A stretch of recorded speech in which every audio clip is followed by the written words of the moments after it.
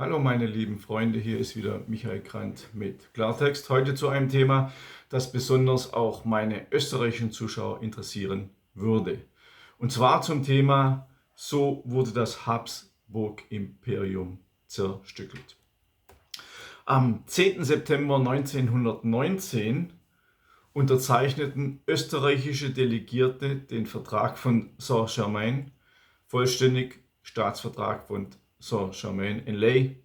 Dieser regelte die Auflösung der österreichischen Reichshälfte, die im Reichsrat vertretenen Königreiche und Länder Österreich-Ungarns, und die Bedingungen für die neue Republik Deutsch-Österreich.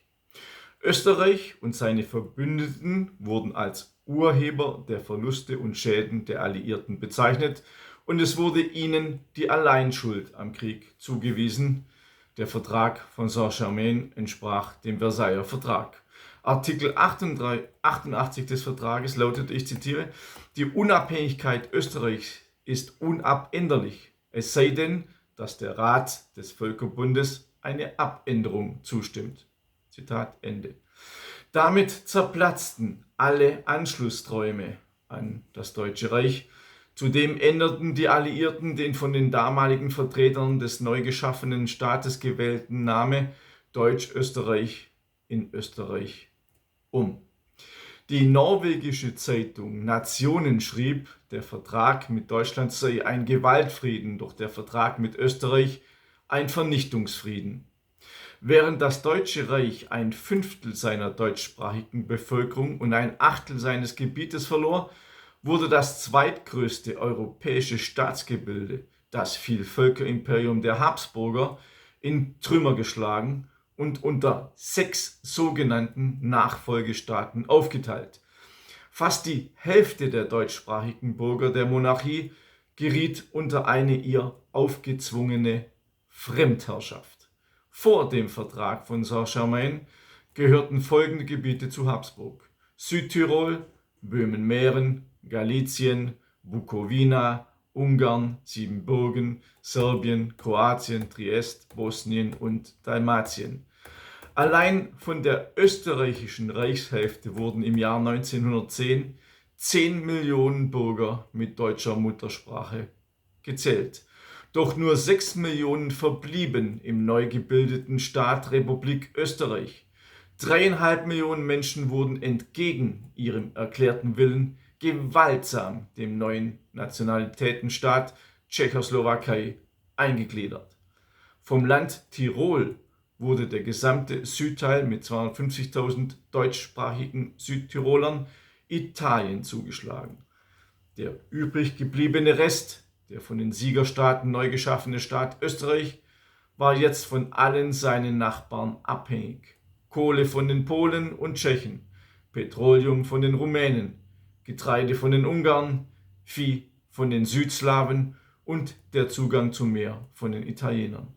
Der französische Ministerpräsident Georges Clemenceau sagte zynisch, ich zitiere: Österreich ist das, was nach Befriedigung der territorialen Forderungen seiner Gegner übrig bleibt. Zitat Ende. Österreich-Ungarn wurde durch den Vernichtungsfrieden also vollständig zerstört. Der Rechtsgelehrte und spätere Hauptautor der österreichischen Bundesverfassung Hans Kelsen schrieb, ich zitiere: Weder historische, noch nationale, noch religiöse, noch kulturelle Gründe sind es, die das heutige Österreich rechtfertigen können, das nichts als ein willkürlicher Fetzen Landes ist, übrig geblieben, nachdem die Sieger ihre territorialen Bedürfnisse befriedigt haben. Zitat Ende. Und dann kam auch noch Jugoslawiens Angriff auf Kärnten. 1918, 1919. Jugoslawische Streitkräfte drangen in Kärnten ein, um den südlichen Landesteil von Österreich loszureißen. Klagenfurt wurde zeitweilig besetzt, aber gegen die Invasion leistete die lokale Bevölkerung mit Abwehrverbänden wie Heimwehren, Arbeiterwehren und Studenteneinheiten, unterstützt von der Wiener Volkswehr, erbitterten Widerstand. Dies bewirkte, dass die alliierten Siegermächte im Jahr 1920 eine Volksabstimmung veranlassten, die die umstrittenen Gebiete schließlich zum bleibenden Bestandteil Österreichs machte. In der südlichen Steiermark verlor Österreich allerdings das Marburger Becken an Jugoslawien. Verschwiegen wird also auch in unserer Lückenhistorie: Jugoslawien marschierte aus Gier nach neuem Territorium in österreichisches Gebiet ein. Aufgrund einer von den Alliierten geduldeten Abstimmungsmanipulation kam das Gebiet um Ödenburg trotz deutscher Mehrheit zu Ungarn. So wurden auf betrügerische Weise selbst aus dem deutschsprachig besiedelten Gebiet der K&K-Monarchie Gebiete gewaltsam herausgerissen und fremden Staaten angegliedert. Das einst so mächtige Habsburg-Imperium hatte aufgehört zu existieren. Österreich hatte sein gesamtes wirtschaftliches Hinterland verloren, was eine hohe Arbeitslosigkeit hervorruft. Die Inflation und die Weltwirtschaftskrise 1929 verstärkten den Niedergang noch. Eine der Folgen war das Anwachsen der österreichischen Nationalsozialisten. Auch die österreichischen Nationalsozialisten waren demnach ein Produkt des Versailler Vertrages, genauso wie im Deutschen Reich. Am 24. April 1921 erfolgten trotz Verbotes der Sieger verschiedene Volksabstimmungen. Am 24. April stimmten beispielsweise 98,8% der Tiroler für den Anschluss an das Deutsche Reich. In Salzburg stimmten am 29. Mai 1921 99,3% für den Anschluss. Die Siegermächte verboten daraufhin weitere Abstimmungen. Frankreich drohte sogar mit der Einstellung der eingeleiteten Hilfsaktion an Lebensmitteln. Die Siegermächte traten also auch hier das Völkerrecht mit Füßen, indem sie das Selbstbestimmungsrecht außer Kraft setzten, Abstimmungen verboten und ein ganzes Volk mit einer Hungersnot erpressten. Ähnlich wie in Deutschland, ich habe dazu Videos gemacht, wie Massenmörder Churchill die Hungerblockade gegen das Deutsche Reich fortführte. All diese Informationen mit allen Quellen, diesmal in meinem Buch Adolf Hitler, eine Korrektur, Band 3. Ihr seht, ebenso ein riesiger Wälzer.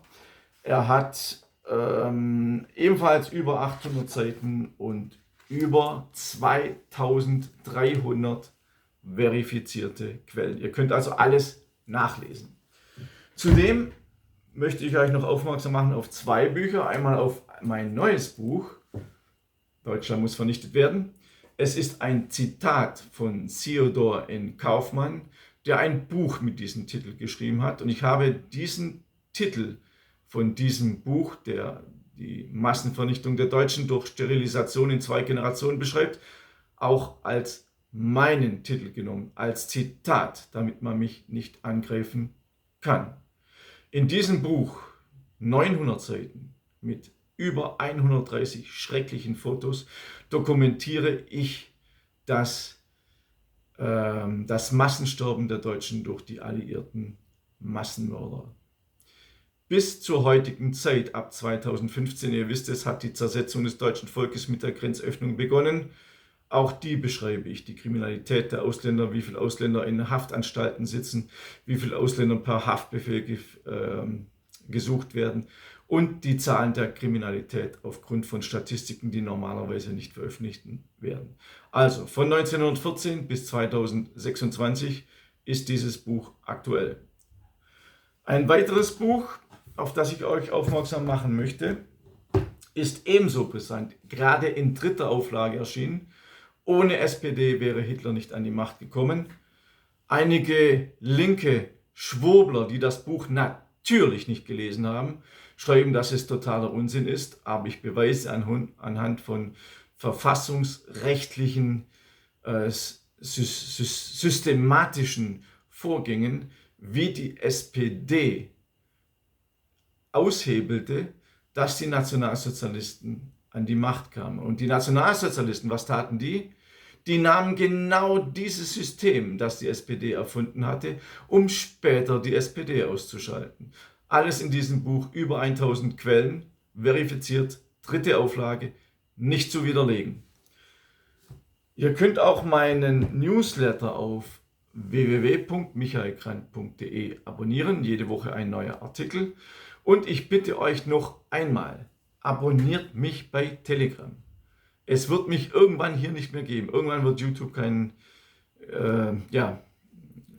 Geduld mehr mit mir haben und wird mich vielleicht sperren. Und dann alles auf Telegram. Dort bin ich täglich. Dort gibt es Audionachrichten, dort gibt es Neuigkeiten, die ich hier bei YouTube nicht veröffentlichen kann, weil es einfach zu kurz ist und zu aktuell ist. Also folgt mir auf Telegram. Auch dieser Link ist unten angegeben. Und ihr wisst ja, es ist alles kostenlos für euch, was ich hier mache. Es ist ein riesiger Aufwand für mich, diese Videos zu machen. Es ist alles kostenlos. Wenn ihr mich unterstützen wollt mit einer kleinen Spende, auch unten sind meine Kontodaten angegeben. Nein, ich bettle nicht.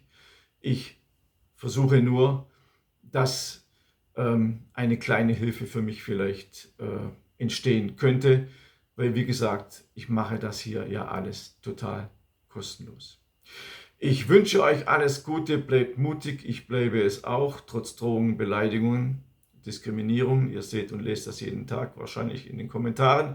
Ist mir absolut egal, ich gehe meinen Weg weiter. Ich bin 62 Jahre alt, ich lasse mich von so jungen Pöbeln nicht mehr einschüchtern, die